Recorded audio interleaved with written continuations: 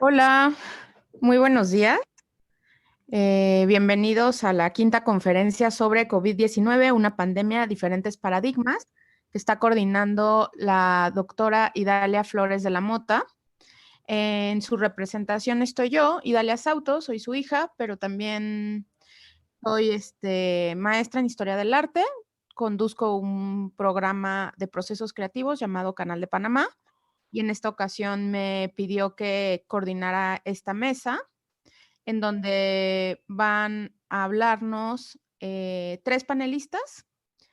Me gustaría primero comenzar con sus semblanzas. La maestra Carmen Angelina García Serrao, licenciada en Administración por parte de la UNAM, es maestra en Ingeniería de Sistemas por parte de la UNAM. Actualmente cursa el doctorado en Ingeniería de Energía por parte de la UNAM. Ha participado en diferentes conferencias, sobre todo las multilog, y diferentes seminarios como el pensamiento sistémico y análisis de sistemas, con transporte público de pasajeros y sin impacto ambiental, justo para el posgrado en ingeniería en la UNAM en el 2019, entre otros congresos. También se encuentra con nosotros Oroselfia Sánchez, que estudió ingeniería química en la Facultad de Ciencias Químicas de la Universidad Veracruzana. Después trabajó en la industria petrolera en áreas de calidad, operaciones y planeación, obteniendo un premio de trabajador de rendimiento de mayor valor. Posteriormente, estudió una especialización en sistemas de calidad en la Universidad Nacional Autónoma de México, donde obtuvo la medalla Alfonso Caso por su desempeño. Su trabajo de tesis fue publicado como capítulo de un libro relacionado con la responsabilidad ambiental. También ha sido profesora en el posgrado de Sistemas de Calidad de la Facultad de Estudios Superiores de Acatlán. Estudió una maestría en Ingeniería de Sistemas con especialidad en Investigación de Operaciones en la UNAM, donde obtuvo una mención honorífica por su trabajo de tesis. Y también se encuentra Sashiko Shirai, estudió actuaría en la Facultad de Ciencias de la UNAM. Durante la licenciatura realizó una estancia de investigación en la Université de Sherbrooke, en Quebec.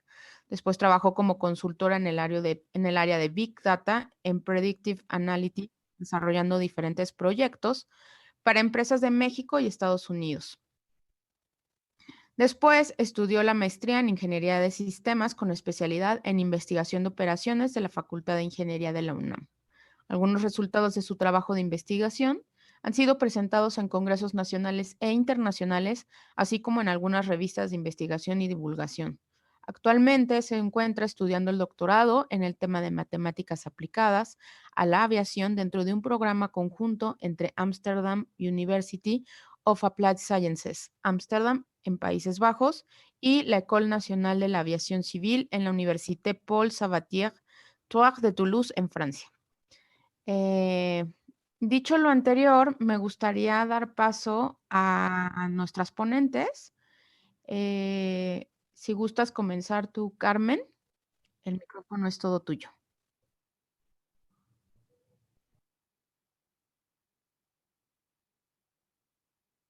Estás en mute. Ok. Nuestra ponencia se llama La pandemia de COVID-19 en 11 países y sus cifras.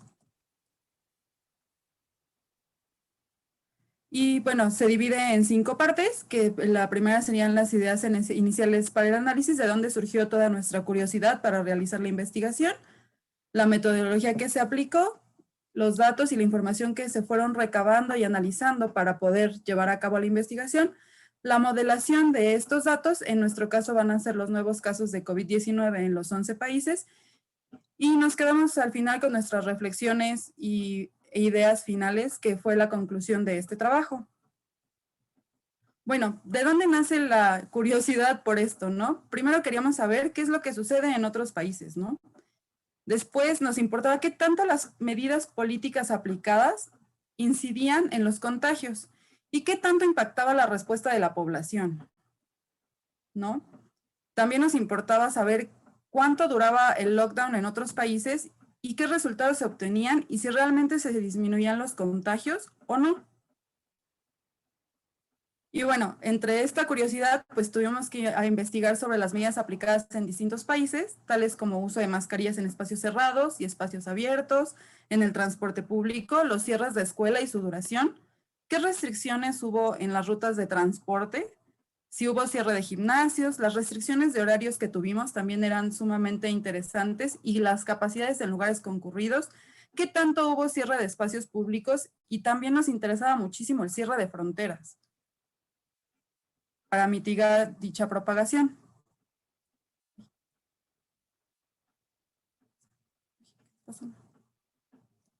Perdón. Bueno, y también, había, dentro de esta investigación que hicimos, salieron ciertas consideraciones que había que tomar.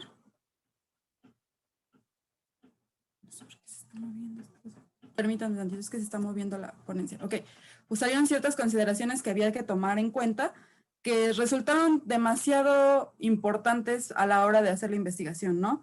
Una fue la densidad poblacional, porque esto es importante para ver qué tanta población o la proporción de la población que se contagiaba.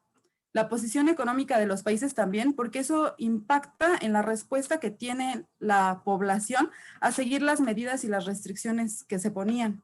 El tipo de gobierno, porque ahí podíamos ver qué tanto el gobierno influía en sí o no se cumplían las medidas y en qué medida. Y las expectativas de vida, porque es diferente la composición poblacional de un país donde hay mucha gente de edad mayor y gente joven. Y eso impactaba también en el virus. Otras consideraciones que ya no están aquí son, por ejemplo, las socioculturales, la alimentación, las geográficas, que también son de gran relevancia para esta situación, ¿no? Y entonces, tomando todo esto en cuenta, se buscaron bases de datos y publicaciones y se revisó la información que tiene cada portal en los 11 países, incluido México. Y bueno, de ahí pasamos a lo que es ya nuestra investigación, en la que elegimos los países, analizamos los datos y la información, y pues modelamos estos datos. Y nuestra metodología tiene dos ejes principales, ¿no? El primero es los lineamientos que publica la Organización Mundial de la Salud y la segunda es la investigación académica per se. Y bueno, ¿qué nos recomienda la OMS ante una pandemia? Esto es muy importante porque la OMS extiende recomendaciones a todos los países en general sobre cómo tratar una pandemia. Y hay diversos documentos publicados respecto a eso, sobre la planeación en pandemias, y establecen diferentes objetivos de acuerdo a las naturalezas del virus y las fases, ¿sí? Y nos indican que hay una combinación de varios factores para que se pueda disminuir los contagios y tener una respuesta efectiva. Y entonces, ahora nos toca hablar de esto porque es importantísimo que las fases se tengan muy claras para ver cómo se han ido aplicando las medidas. La OMS la divide en todas estas fases y, por ejemplo, el objetivo de cada fase es el siguiente. De la fase 1 a la 3, la OMS plantea que su objetivo es fortalecer la preparación y la capacidad de respuesta de los países para enfrentar la llegada de la pandemia y mitigar su propagación. En la fase 4 es una contención de la pandemia en un área específica geográfica para intentar retrasar la propagación a otros países. De las 5 a las 6 ya es una respuesta para la reducción del impacto de la pandemia una vez que ya llegó a todos los demás países. Y entonces con eso poder lograr que no haya tantos contagiados. La otra fase es la fase post-pico. Y esa fase en realidad se ha llegado en algunos países, pero no en todos, y es para mitigar el impacto social y sanitario y así poder tomar las olas consecuentes con mayor calma, por así decirlo, poder sobrellevarlas de una mejor manera.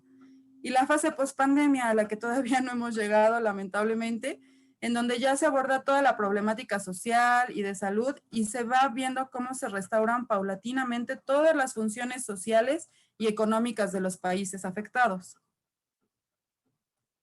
Sabiendo esto, bueno, estas fases no solo contemplan la parte de salud y la parte social, sino que la OMS también nos indica cómo se tienen que llevar la comunicación de los casos, cómo reducir el contacto, cómo tiene que ser en realidad la supervisión del cuidado de la salud, cómo hacer planes de preparación ya con muestras de personas infectadas para poder lograr disminuir los contagios. También hay un libro que pueden consultar para el público en el que podemos ver cómo se llevan a cabo estos planteamientos, cómo se puede hacer una red de contagios rápida para saber cómo está modificándose la dinámica de la pandemia en el país, cómo poder poner en marcha diversos mecanismos de preparación y ejecución y cómo coordinar en el caso de un país, pues a todos sus niveles, ¿no? Desde el nivel federal, en nuestro caso México, al nivel estatal y al nivel regional, ¿no? Y es importante tenerlo en cuenta porque todas estas fases y todas estas estrategias nos ayudan a mitigar esto y a ver cómo es que los gobiernos han ido implementando sus medidas y cómo esto ha impactado en la propagación de los casos, ¿no?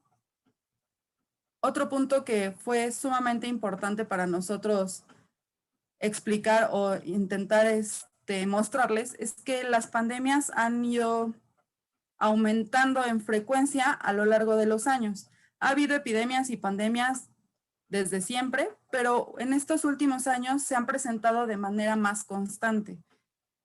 Y varios artículos nos indican que esto se debe realmente a factores, por ejemplo, como el cambio climático, la alimentación, cómo es que llevamos nuestra vida, y entonces eso da cabida a que virus que ya existían, en este momento como que se disparen, que haya un trigger y entonces se propaguen de manera más rápida y terminemos con esta situación de pandemias, como el H1N1 o en este caso el COVID-19, ¿no? Entonces, esto es la introducción a nuestro trabajo y era sumamente importante que ustedes tuvieran este background para que pudieran comprender el trabajo posterior.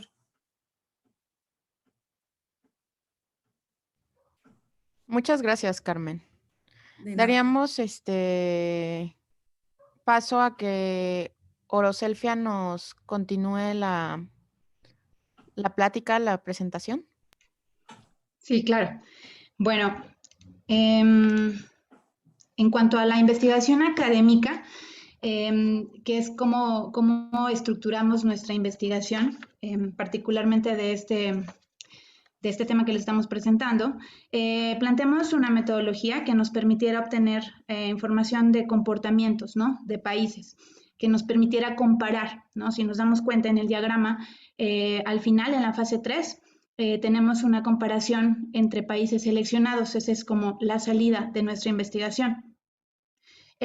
Como entrada, como tal, a la fase 1, pues tenemos datos, ¿no? Estos datos particularmente estamos analizando nuevos casos. Más adelante les voy a explicar de qué va todo esto. Y bueno, estos nuevos casos son analizados mediante los portales que publica, los que tiene cada país y también los de la OMS, ¿no? Además nos dimos a la tarea de investigar un poco cuáles son las estrategias que aplican estos 11 países, ¿no? De qué manera han llevado los controles, porque bueno, a final de cuentas, cada país es único, ¿no? Tan solo de forma cultural, ¿no? Dice el cómo voy a ejecutar, ¿no? Cómo voy a vivir esta pandemia, ¿no? Entonces nos parecía muy importante determinar y sobre todo comparar cómo la dinámica cambia y también cómo cambian estas estrategias, ¿no? Entonces, bueno, después de buscar esta información, que son los datos y las estrategias, pues analizamos la dinámica de propagación por cada país, ¿no? Que justamente es un bloque que les vamos a mostrar. Y bueno, como es una metodología general, nos basamos en el análisis de series de tiempo, que por el momento pues son resultados muy, muy tempranos, ¿no? Dado la evolución un poco lentita que es lo que lleva el virus, ¿no? Es algo normal, ¿no? Que está pasando. Sin embargo, tratamos de que este análisis, pues, lo mantengamos durante bastante tiempo, ¿no? Yo creo que van a ser tal vez años, ¿no? O al menos varios meses más y podamos ver cómo evoluciona a través también de los datos, ¿no? Después de esto, ya en la fase 2, que es la preparación de los datos, se aplica un algoritmo de visibilidad para poder plantear el modelo de redes complejas, ¿no? Bueno, me voy a centrar un poco en qué es el modelo, ¿no? de redes complejas, porque, bueno, dado la modelación, que es la que estamos utilizando, pues la salida es lo que nos permite hacer algunas reflexiones, ¿no? Finales acerca de nuestro trabajo. Bueno, para explicar un poco lo que son las redes, una red de forma básica son elementos conectados, ¿no? Entre sí. Tan solo imaginemos nuestra familia, ¿no? Podemos pensar, por ejemplo, en que nuestra familia es una red y tiene como características propias que nos diferencian de otras familias. A esto podemos decirle que son como propiedades, ¿no? Nos va a ayudar a conocernos entre sí, a definir cada uno incluso de los integrantes, ¿no? Todas estas interacciones que suceden entre nosotros pues marcan un comportamiento natural y propio de nuestra familia, ¿no? O sea, nuestra familia no se va a parecer a otra, va a tener similitudes, pero no va a ser exactamente igual. Entonces, una de las propiedades más importantes son las conectividades, o sea, cómo me conecto yo con mi familia, ¿no? Pensemos, por ejemplo, que dentro de esta familia todos nos conocemos y podemos sentir preferencias por algunos miembros, ¿no? Y de hecho, por ejemplo, a algunos les vamos a hablar más que a otros, ¿no? Y a otros, la verdad, no decimos esta vez no le llamo, ¿no? Entonces, de esta manera también existe como el familiar más popular, ¿no? Y con esto quiero decir que pues todos sabemos que si queremos obtener información o conocer, ¿no?, acerca de cierta situación de toda la familia, pues podemos acudir a esta persona que está realmente conectado con todos, ¿no? O sabe un poco más el día a día, ¿no?, de todos los demás miembros. Entonces, bueno, también lo podemos utilizar para transmitir alguna información, ¿no?, de manera rápida. Y bueno, así como esta conectividad, existen otras propiedades, por ejemplo, como acerca de la estructura, el tamaño de la familia, ¿no?, que nos va a definir, y también, por ejemplo, cuántas familias nucleares tal vez, ¿no?, se forman dentro de esta red familiar completa, ¿no?, a la cual pertenecemos. Entonces, esas propiedades se van a conservar sus dinámicas, van a conservar sus estructuras internas, sus elementos, ¿no? Entonces, de esta manera, como se los estoy explicando, de que cada elemento es un miembro de la familia, pues podemos nosotros construir modelos matemáticos basados en redes que nos permitan poder representar todas esas estructuras, ¿no? Normalmente, los elementos se describen a través de los nodos, ¿no? Podemos imaginar que los nodos es cada miembro. Y lo que fluye a través de ellos puede ser información o cualquier cosa que pueda fluir. Se va a representar mediante los arcos. Los arcos son como los puentes que van a unir, ¿no?, a estos elementos. Entonces, bueno, esto es de forma muy, muy sencilla, ¿no? Pero la verdad es que las redes es algo que encontramos pues en todas partes, ¿no? En la naturaleza, en las telecomunicaciones, ¿no?, en la forma en la que nos comunicamos, en cualquier vida diaria, y pues en la sociedad claramente es algo que está todo el tiempo, ¿no? Entonces, ¿cómo es que modelamos las redes complejas? Bueno, existe un modelo, ¿no? Este modelo se construye mediante la caracterización de sus nodos y de sus arcos, ¿no? Cada nodo, por ejemplo, en el caso de nosotros, de nuestro modelo, pues los nodos están representados por las semanas, ¿no?, en las que sucede la pandemia. Ahora vamos en la semana 74, me parece. Entonces, estas conexiones pues tienen propiedades. Esta red va a tener unas propiedades, ¿no?, muy claras, ¿no? Por ejemplo, la forma en la que suceden los casos para Brasil no es la misma que para Sudáfrica, no es la misma que para Marruecos. Entonces, hay una cosa muy particular en cuanto al modelo, que es que va a conservar esa dinámica, ¿no? No se va a generalizar un comportamiento, sino que cada país conserva su propia dinámica. Y bueno, con este planteamiento, por así decirlo, de las redes, podemos analizarlo, su estructura, ¿no? O sea, cuántos días pasan, cuántos días tardan en tener cierta cantidad de casos, cuántos días tardan en los picos, ¿no? O sea, de su topología. También hay estudios que se pueden analizar acerca de la dinámica, ¿no? Sin embargo, tal cual en este trabajo, hasta el momento, con los datos que tenemos, solo hemos analizado las estructuras, ¿no? Y bueno, quisimos hacer un apartado respecto a los datos, porque nos pareció que es algo bastante importante de compartir, ¿no? Todas las cosas que hemos encontrado. Vamos a desglosar un poquito el tema de los datos y la información mediante los nuevos casos, qué nos representan esos datos, cuáles son sus características más importantes, qué información obtenemos a partir de estos datos publicados y sobre todo el análisis, ¿no?, que hemos realizado de los nuevos casos. Bueno, como les comentábamos, todos los países tienen publicados en sus portales particulares los nuevos casos que se generan de COVID-19. Sin embargo, hay algo que hay que aclarar, ¿no? No solamente cada país lo tiene, sino que como es un acuerdo que marca la OMS, que cómo se tiene que transmitir la información de la evolución de la pandemia, Pues bueno, hay países que deciden tenerlo mensual, por ejemplo, cada mes ponen en su portal sumamente detallada la información y sin embargo el siguiente mes lo quitan, ¿no? Entonces, es la manera en la que lo decide cada país, ¿no? México, por ejemplo, tiene todas sus bases de datos. Obviamente hay movimientos de más entradas de datos y todo dependiendo de cómo va avanzando, ¿no? También tenemos los portales mundiales, por ejemplo, el de la Organización Mundial de la Salud, el de la Johns Hopkins también, es un portal bastante importante, ¿no? Que ha ganado su importancia durante la pandemia. Y bueno, los gubernamentales. Entonces, ¿qué es lo que encontramos en estos portales? Encontramos registros de nuevos casos, de muertes, de tasas, de nuevas pruebas y actualmente se ha añadido una nueva entrada que es el de vacunación. Entonces, ahí el intento es justamente tratar de publicar tanto los ajustes metodológicos como todos los casos nuevos que se van presentando, ¿no? A través del tiempo. Nosotros particularmente hemos elegido únicamente los datos de nuevos casos, ¿no? Para analizar esta dinámica de propagación. ¿Qué nos representan estos datos registrados? Bueno, van a presentar en total el número de casos positivos de pruebas de COVID registradas. No van a representar el número total de personas que se han contagiado. Y creo que esto es algo muy importante, porque si bien estamos conscientes que los datos pues, son muy útiles para analizar la evolución de una pandemia o de cualquier situación por la que esté pasando un sistema, en este caso, pues el mundo, ¿no? Como tal, también es importante saber qué nos representan, ¿no? O sea, no representan a una persona o a cuántas personas exactamente han tenido el virus. O sea, van a presentar el número de casos positivos, porque en eso se basa el registro, ¿no? También el registro del tiempo en el que una persona muestra síntomas, pues es nulo, ¿no? Solamente vuelvo a reafirmarlo, se trata de los casos positivos en pruebas realizadas. Puede haber 2 o más registros para una misma persona, o sea, por ejemplo, una persona puede hacerse la prueba 2 veces y salir positiva en 2 veces, entonces aparece, ¿no? Ese caso, ¿no? Esos dos casos, 2 nuevos casos, ¿no?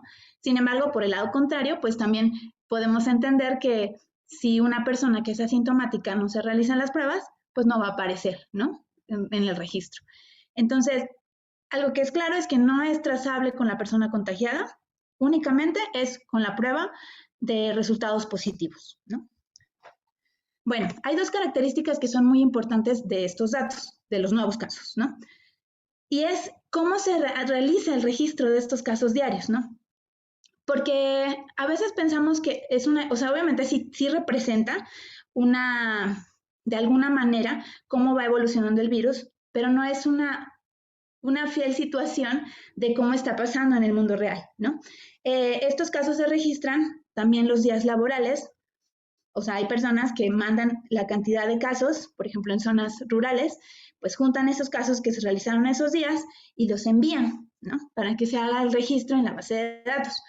Esto va a depender, o sea, el día en que se haga el registro, pues va a depender de la conectividad también de las zonas, ¿no? Y sobre todo también de los días laborales. Entonces, también a eso está sujeto la dinámica de propagación que podemos obtener a partir de los datos. Otra cosa muy importante con la que hemos pues batallado un poco, no sé si es la palabra, pero hemos encontrado bastante como un reto, por así decirlo, es los ajustes metodológicos que se realizan, ¿no? Es natural y totalmente comprensible que dado que es un elemento nuevo que entra a un sistema, o sea, un virus que entra a un país, ¿no? No era algo que todos esperábamos, ni siquiera se tenía en una predicción, o tal vez sí, pero no de una manera tan certera, ¿no? Pues se va aprendiendo a través del tiempo, ¿no? Es un proceso también. Recordemos, por ejemplo, que al principio de la pandemia, pues sonó mucho, creo que no nada más en México, sino en muchos países, de que se presentaban muchas muertes con neumonías atípicas, ¿no? Creo que fue algo muy sonado, sobre todo al principio de la pandemia. Sin embargo, como hay metodologías que los países plantean para hacer registros, pues no se registraban porque decían, es que yo no tengo un documento que me diga que esta persona presenta el virus, ¿no?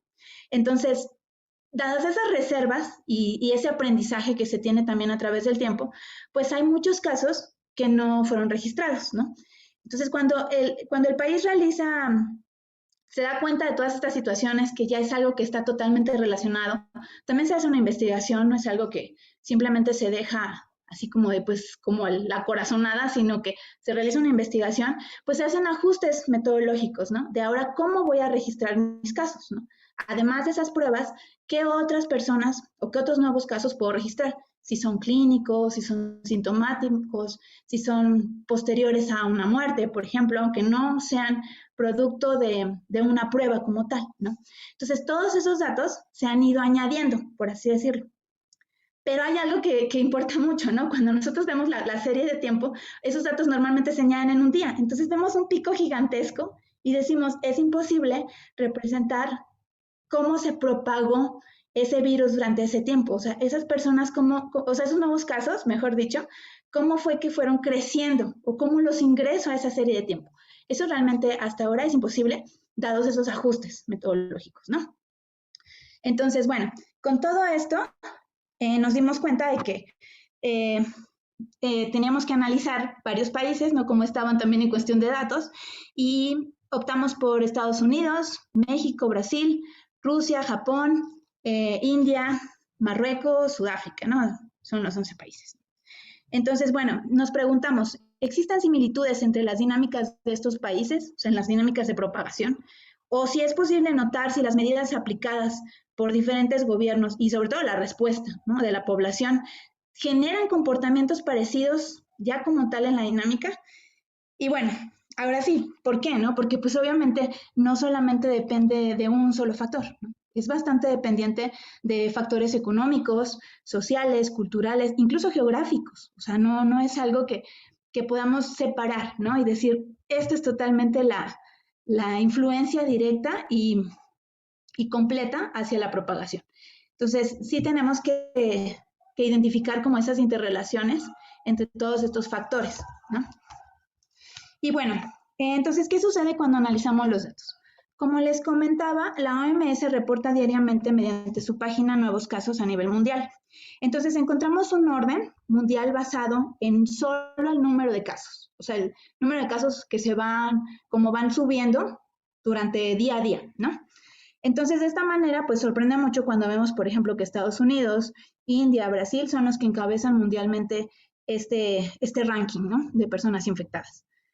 Sin embargo, también es importante analizar cuál es el orden que se presenta cuando se calcula, por ejemplo, el porcentaje de población infectada para cada país, ¿no? Entonces, ahí ya tomamos en cuenta qué población tiene.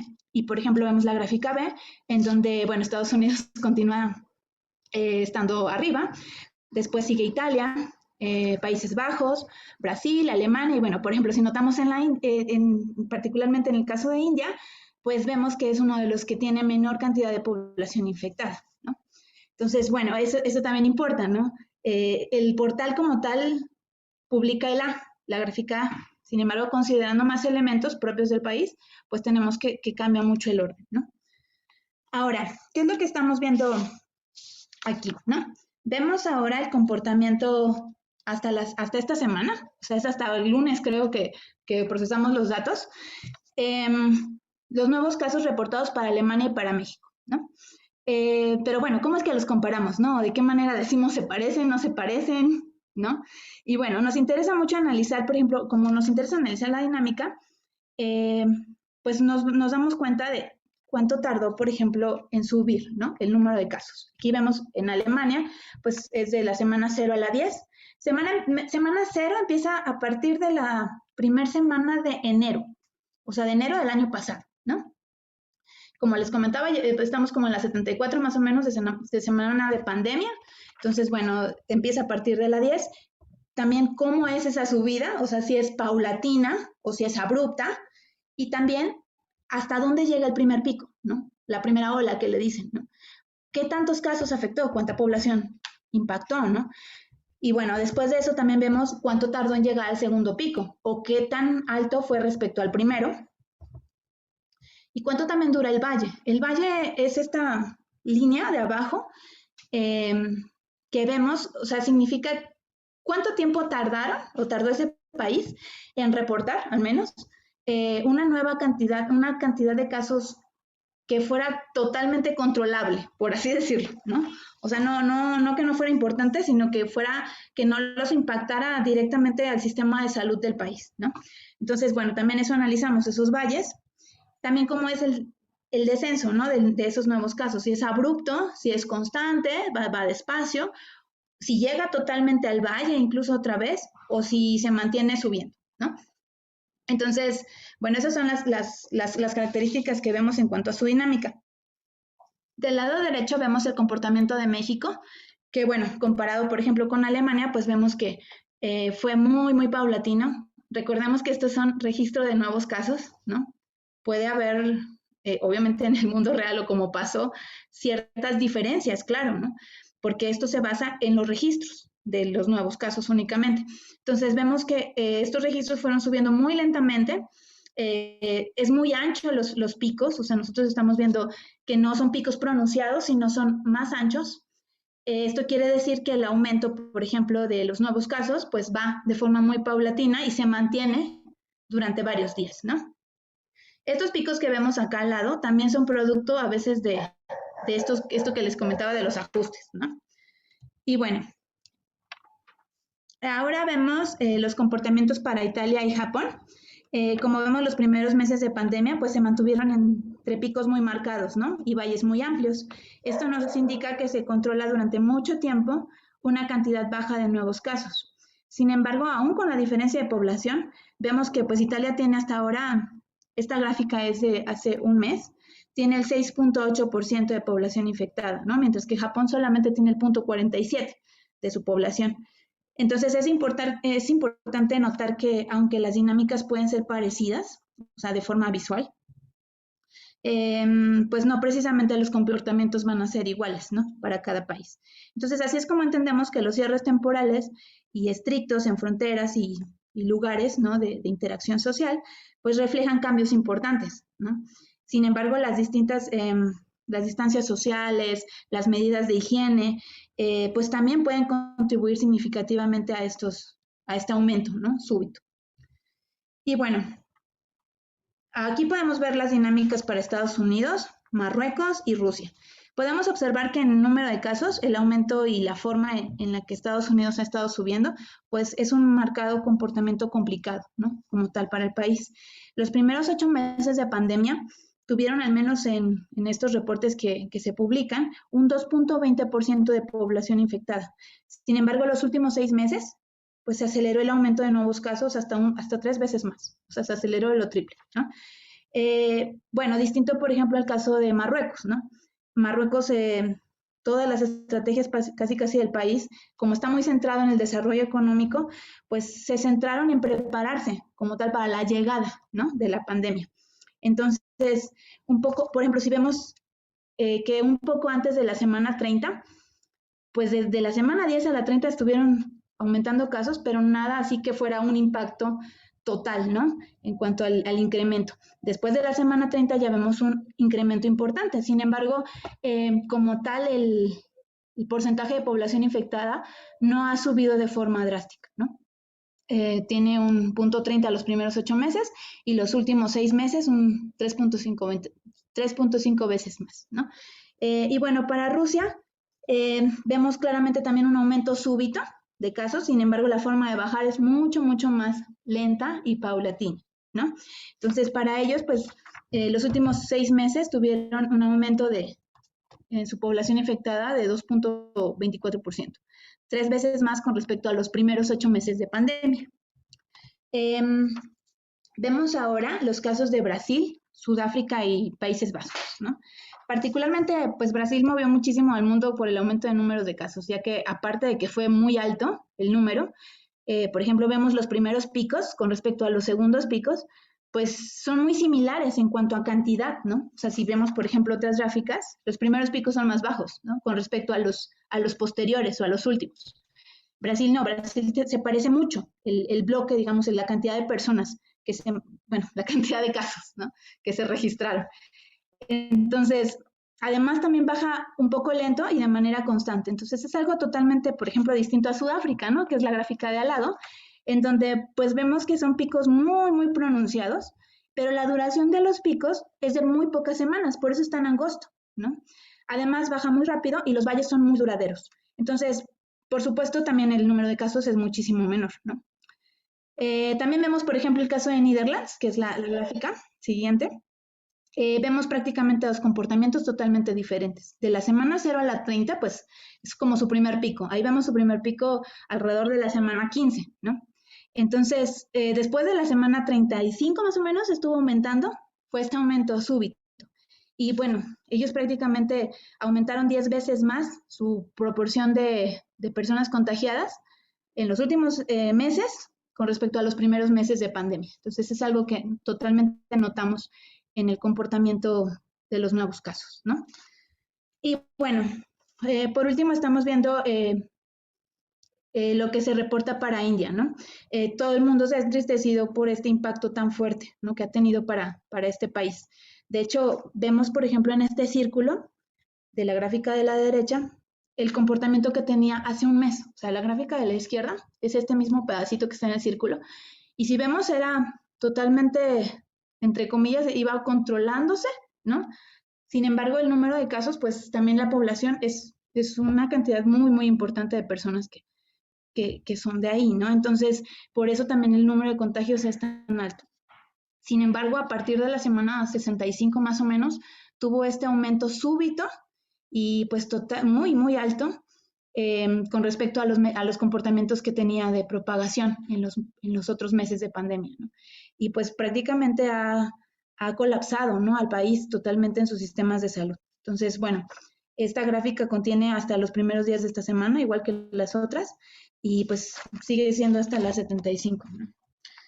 Y bueno, ahora vemos aquí un orden de los 11 países que estamos analizando respecto al porcentaje de población infectada.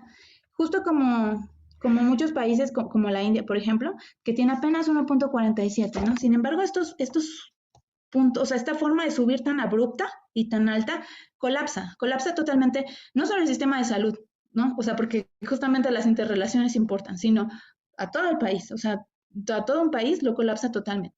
Entonces, vemos aquí los porcentajes, cómo va el orden, al menos de los que estamos analizando. México lleva un 1.84, recordemos que es de acuerdo con los datos, ¿no?, con los registros de los datos. Y bueno, Estados Unidos tiene una mayor cantidad de población infectada, Netherlands, Brasil, Italia, y bueno, de los últimos son Japón e India, ¿no? Y bueno, ahora vemos, en estas gráficas vemos los resultados muy, muy tempranos, o sea, no es algo concluyente totalmente.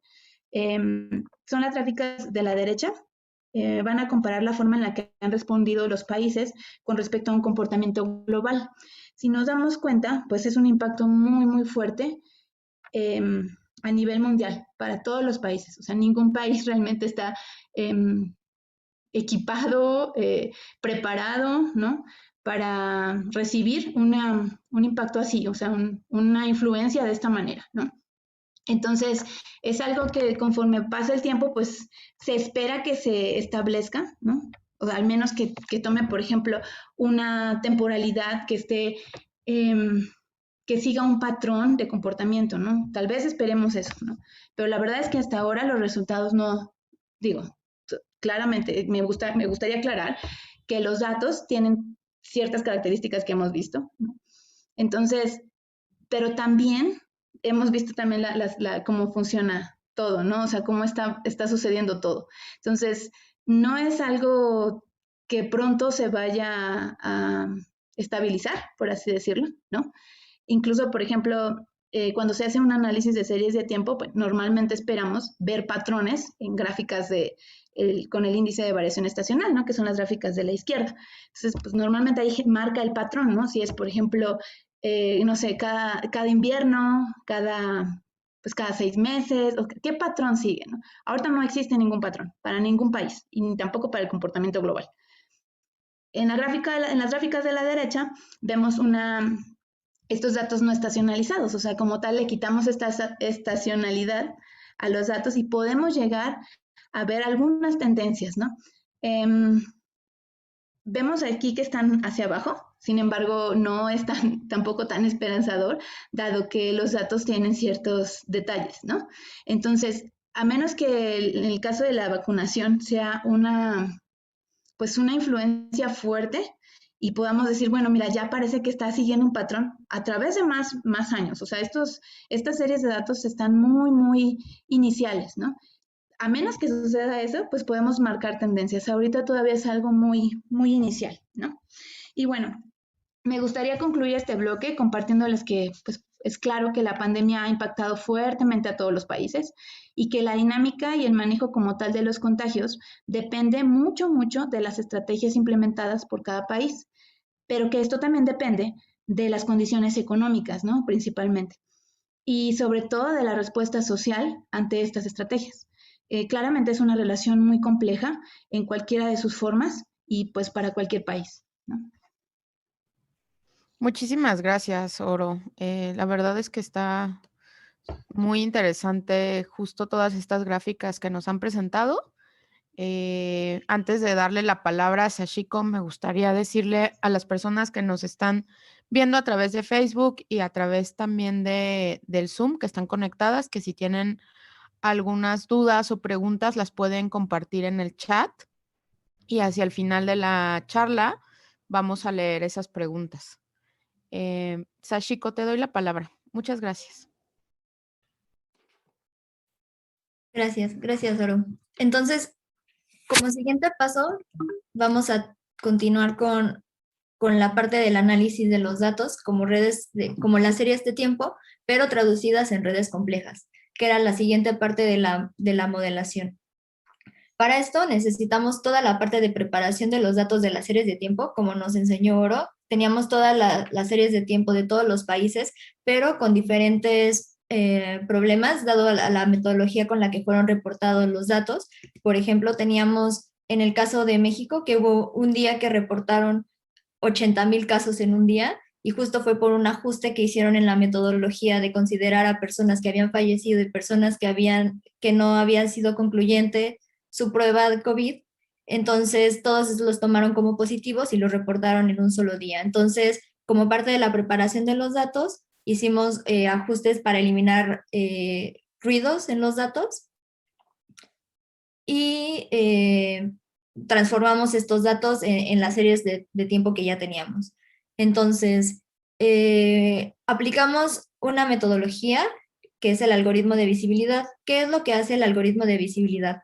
Este algoritmo nos permite traducir series de tiempo en redes complejas. Como anteriormente vimos, las redes complejas son una forma una forma de ver un problema en cuestión de nodos y arcos. En este caso, cada uno de los nodos va a ser una semana o día, pero en este caso, como estamos representando las series de tiempo a nivel semana, cada una de las semanas está representada por un nodo y los arcos van a estar constituidos por las semanas que son tanto adyacentes como la semana anterior contra la semana posterior, y también con los demás que alcanza a ver. Por eso se llama algoritmo de visibilidad. Este algoritmo, por ejemplo, cuando tenemos picos muy pronunciados o valles muy abajo, entonces van a tener un grado alto. Eso quiere decir que van a tener una conexión muy alta. Y esto impacta ya que, por ejemplo, los nodos que son pico, o las semanas que son pico, nos van a jalar la tendencia tanto de los posteriores hacia los anteriores. O sea, quiere decir que desde un inicio se puede predecir un poco cómo va a ser el comportamiento a futuro.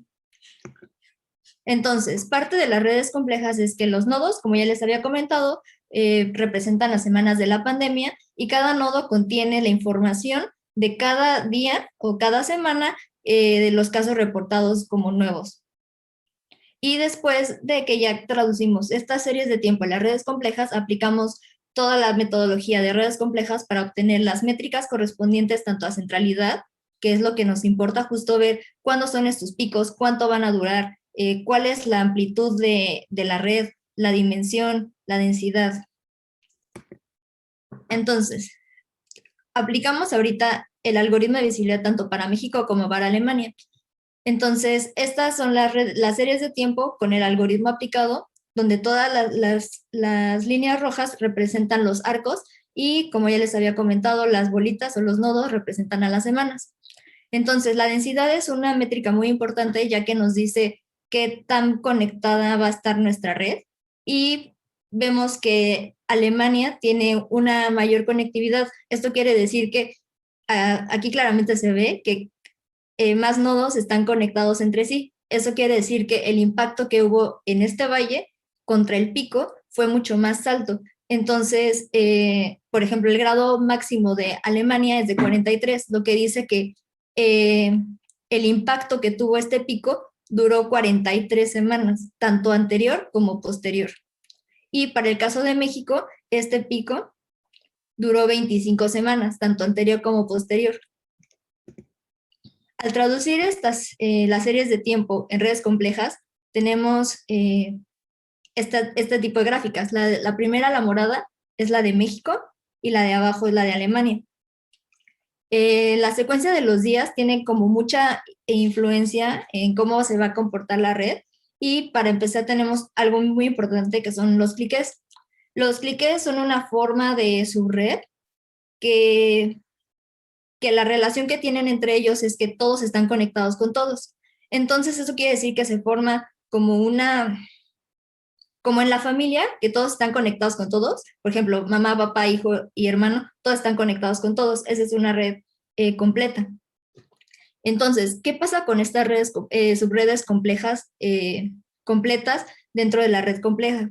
Estas subredes lo que hacen es que son, digamos, que el patrón de comportamiento que van a ir siguiendo durante cierto periodo pequeño de tiempo.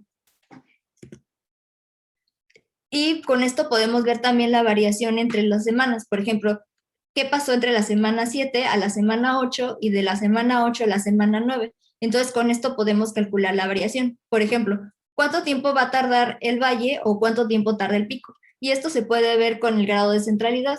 El grado de centralidad nos ayuda a conocer si es un pico muy alto, entonces eso nos quiere decir, como ya les había comentado, que va a tener muchas conexiones con otros nodos, tanto semanas anteriores como semanas posteriores.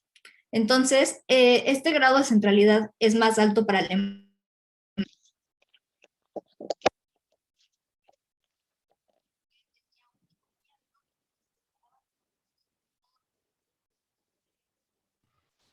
Sashiko, se te fue tu audio.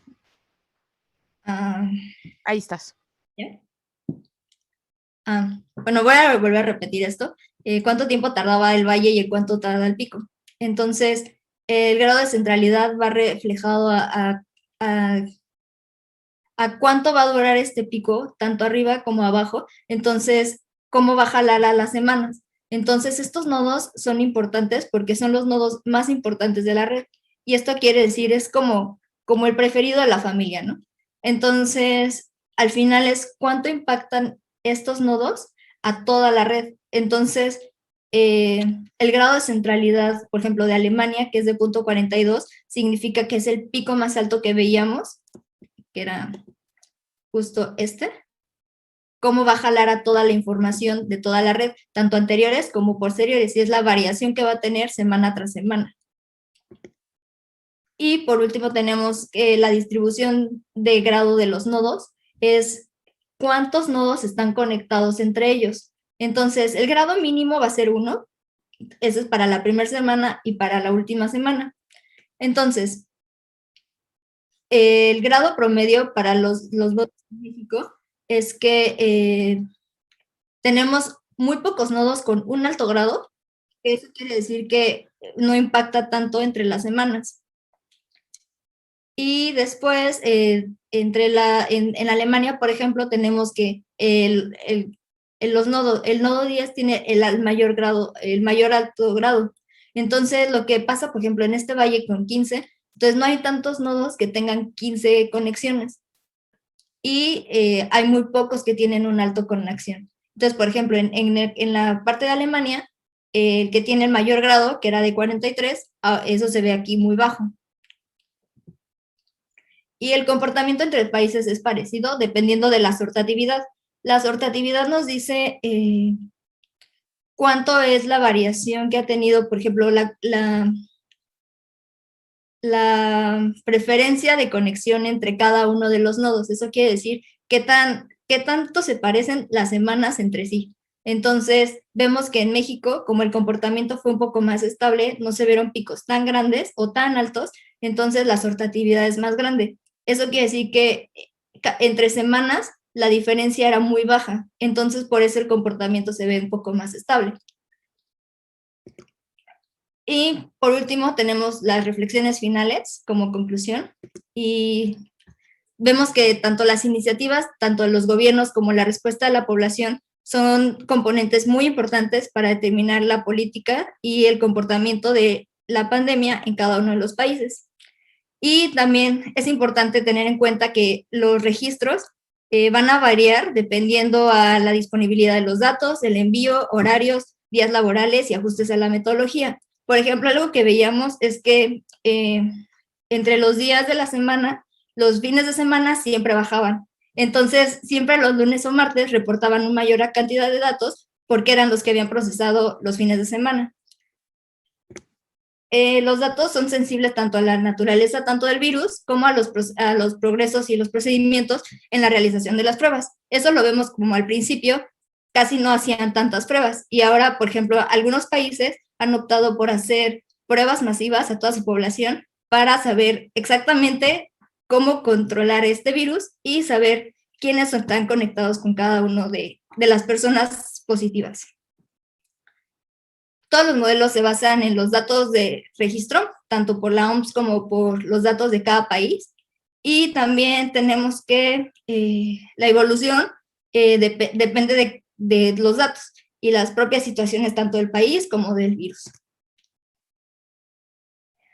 Para comparar los distintos países, tenemos diferentes factores que son tanto los económicos, culturales, políticos y sociales. Y esto también influye directamente en las estrategias que los gobiernos emiten para la población. Y también esto también depende de la geografía. Y en cuanto a los datos, las evaluaciones cuantitativas del comportamiento de la pandemia dependen totalmente de los datos registrados. Y como recordamos, los datos registrados son de los casos positivos, pero no necesariamente son casos totales por país. Esas son las conclusiones generales y ahorita vamos a contestar todas las dudas.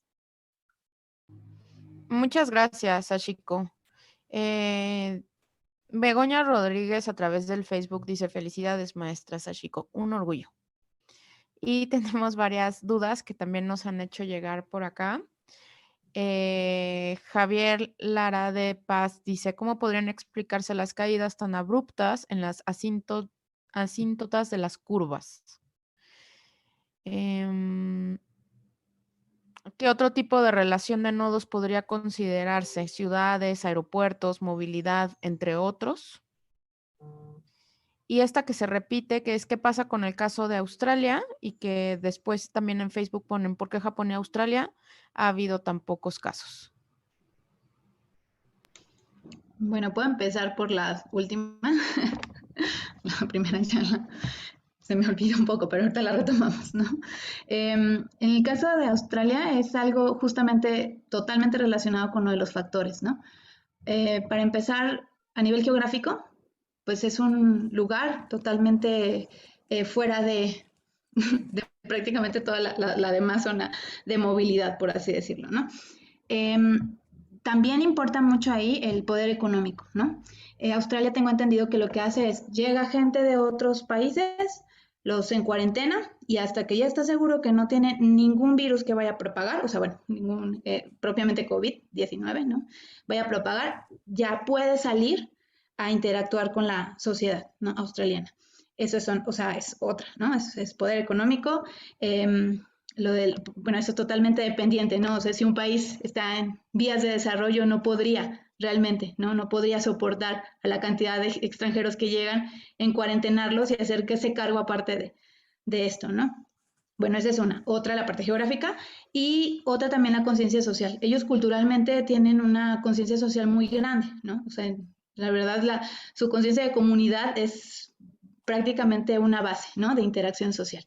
Entonces, tienen muy claro que las cosas que yo haga como individuo, pues impactan en la sociedad, ¿no? O sea, soy un individuo, pero también soy parte de una comunidad y tengo un rol. Entonces, justo estas interrelaciones de factores económicos, políticos, geográficos, sociales, culturales, son los que impactan directamente en la propagación. O sea, ahí podemos ver muy fuertemente cómo es casi el país de los sueños, ¿no? O sea, es rico y los puede sostener, pero pues también de esa manera me protejo, ¿no?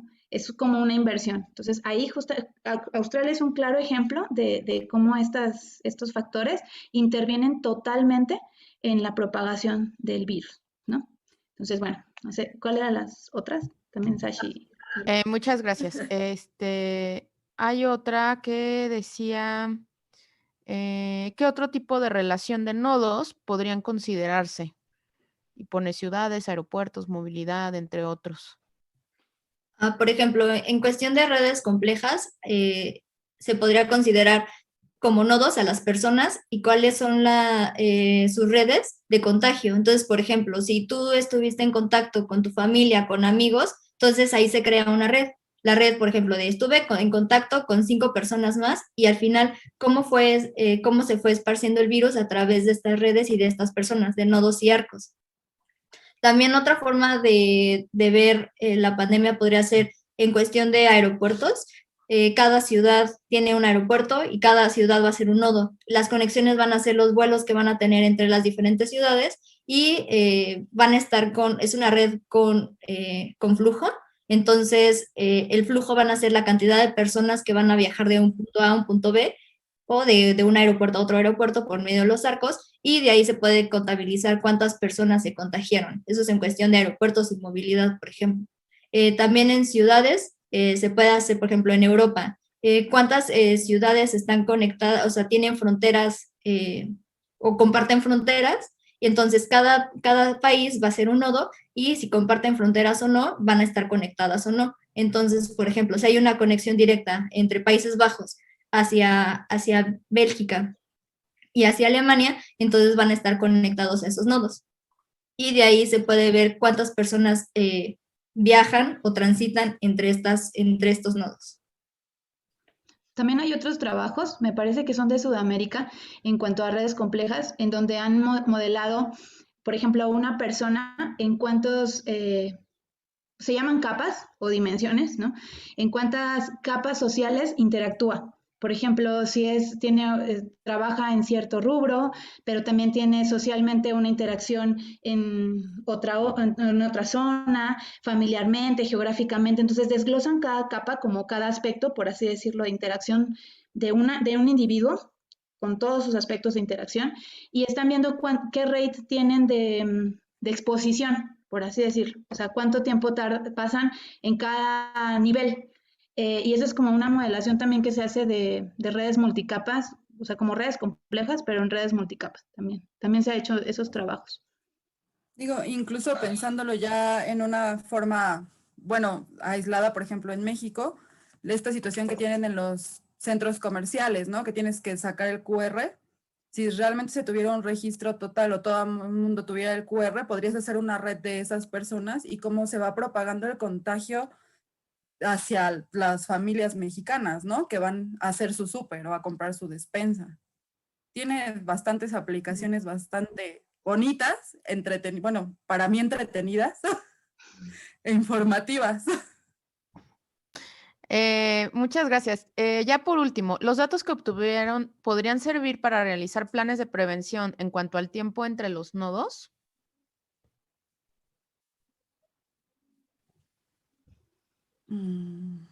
Tiempo entre los nodos, bueno, quiero pensar que es como para que estén en el valle, ¿no? Durante mucho tiempo, porque hablamos Supongo, ¿no? O sea, como que baje la curva. Como que se mantenga, ¿no? Ujú.